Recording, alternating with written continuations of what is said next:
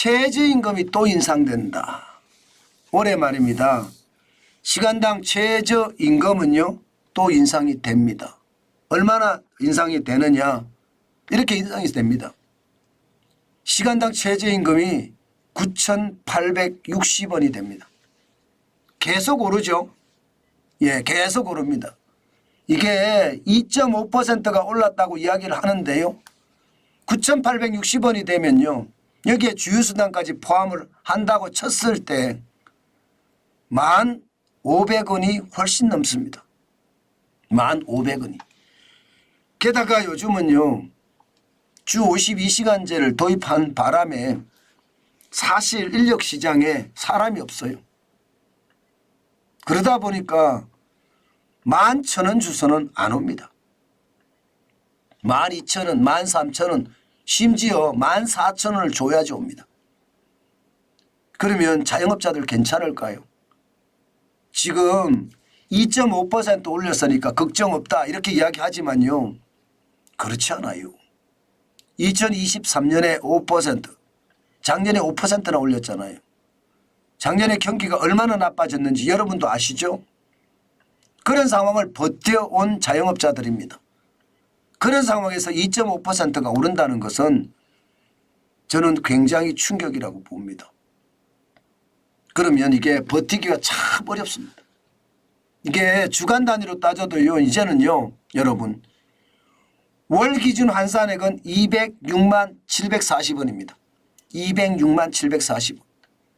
그러면 주 40시간 일할 때 206만 원이거든요. 48시간을 일하면요 더 커지겠죠. 월 기준으로 따지면요 206만 740원이지만요 여기에다가 최악의 어떤 상황까지 가게 되면요 48시간 내지는 52시간으로 일하잖아요. 그러면 220만 원, 230만 원 우습게 나온다는 뜻입니다. 안 그래도 장사 안 돼서 자영업자들 진짜 힘들어 하는데 그만큼 말입니다. 인건비가 올라가면 올라가는 만큼 어려워질 거예요. 여러분도 알다시피 자영업자들 지금 굉장히 어렵다고 제가 말씀을 드렸죠. 예, 2천만 원 매출하는 사람이 경비가 1,700만 원 들어가서 실제로 내가 가져가는 것은 200만 원 안팎인데 여기에 예, 이자 내고 나면 쓸 게 없다 이렇게 이야기합니다. 뭐 이자만 냅니까? 네, 국민연금도 내야 되죠. 예, 건강보험도 내야 됩니다. 그러면 그만큼 충격이 세진다는 건 당연한 일이고요.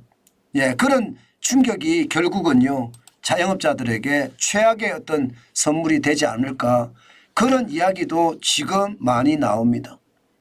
어떻게 생각하면 여러분, 이게 최저임금이라는 게 자영업자에게는 무덤이 돼버렸습니다. 문재인 정부 5년 동안 41.6%를 올려서 중위임금 대비 최저임금이 전 세계 1등입니다. 62.2%. 중위임금 대비 중간 네, 월급을 말입니다. 쭉 세웠을 때 중간되는 임금하고 지금 우리 최저임금하고 비교해 봤더니 62.2%예요. 그러면 지금 엄청나잖아요.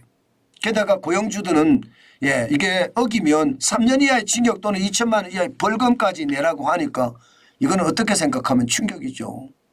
그러니 자영업자들의 버티지 못하는 것은 어쩌면 어쩔 수 없는 상황이다. 저는 그렇게 생각합니다. 예, 그만큼 자영업자들이 어려워진다는 뜻이에요. 이거 한번 보세요. 장사라도 잘 되면 최저임금 올라가는 거 안 무서워요. 지금 음식점이나 주점업의 소비 증감률을 보면요 2023년 2분기가 마이너스 13.4%입니다. 1분기에 15.5%까지 올라갔던 게 지금 확 꼬꾸라졌거든요. 그만큼 어렵다는 거예요. 이게 이 정도면 여러분 2020년에 16.2%하고 별반 다르지 않죠. 2021년보다는 더 어렵다는 이야기고요. 예, 그러니까 장사라도 잘 되면 많은 사람들이 와서 소비를 많이 해주면 걱정이 없을 텐데 이게 사람도 안 오니까 소비가 일어나지 않고 소비가 일어나지 않으니까 이게 충격이 된다는 이야기거든요. 예, 게다가 말입니다. 이거 보세요. 저는 이 지표를 볼 때마다 가슴이 울렁거립니다. 자영업자 채무 불이행자 채무액이에요.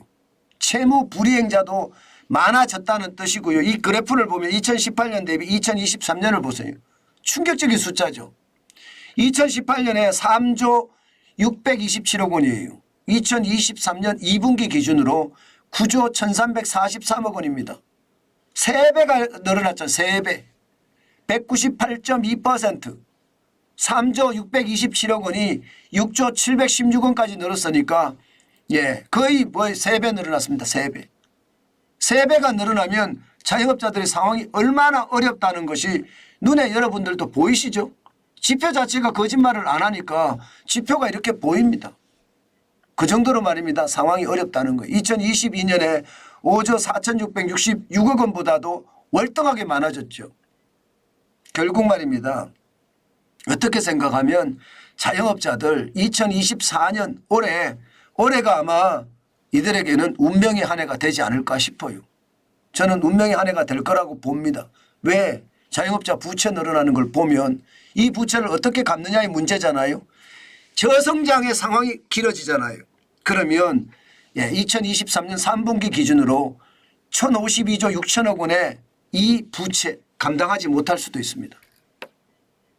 그러면 줄줄이 무너질 수 있습니다.